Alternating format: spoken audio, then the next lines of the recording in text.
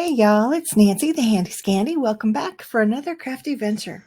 And I just wanted to follow up real quick on this particular rosette. It's a little bit different than some of the others that I made, and I just want to show you what my process was. So here I'm showing that I just did that basic accordion fold technique. There are two 12-inch long, maybe there are three, I won't lie, two or three 12-inch long strips of this paper, and it's cut at 2.5 inches wide.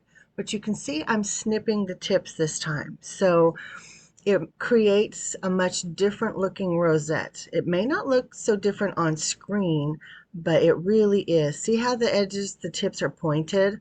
The regular rosette, and I'll show another one here in a second, but a regular one has, I don't know, it's almost like an illusion that the ends are pointed. You can see right here, but they're not. It's completely round. The edges are flat, but on this particular one that I'm making with the skull, I went through, as you saw, and I just cut little bits off the end. It wasn't anything measured. It was just very random, and you can see that some of them are a little more squared off, some of them are wider, some of them are more narrow.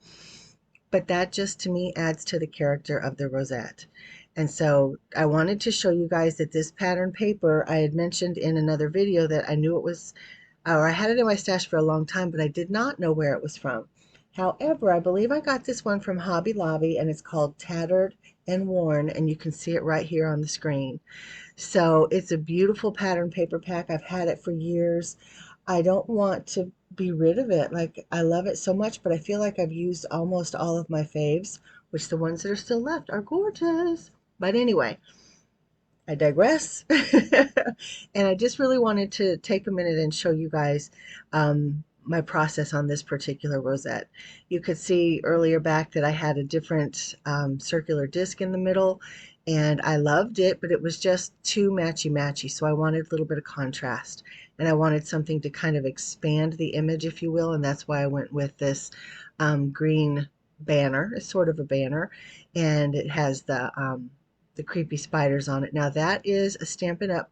Cardstock from long ago, and I just thought it was perfect. And you saw that I added that little kind of pokey trim on the bottom. And again, that was just left over from my stash from another time when I cut out an edge. Now keep in mind that this particular edge, as I said in the other video, is actually a scrap. Most of us would have thrown that away, and I have thrown it away many times, but I just think it has a very fun and unique look. And for whatever reason, my brain says it's Halloween because it's kind of pokey, kind of, um, I don't know, just kind of drippy. It just has a Halloween vibe to me. But anyway, there it is. You can see that I added the little top hat to my skelly, and I think that's adorable in a creepy sort of way.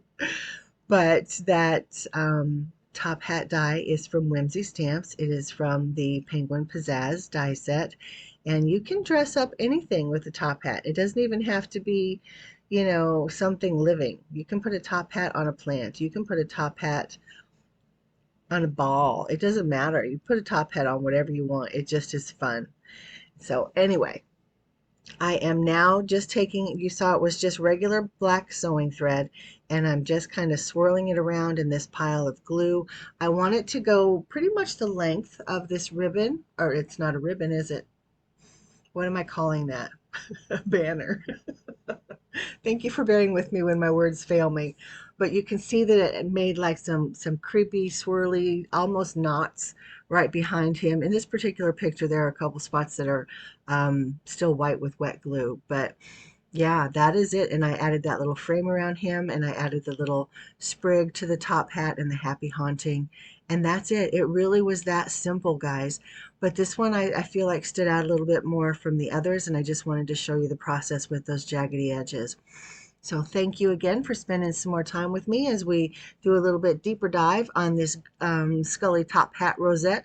And this has been Nancy, the Handy Scandy. Mwah. I'll see you downstairs in the comments. Bye-bye.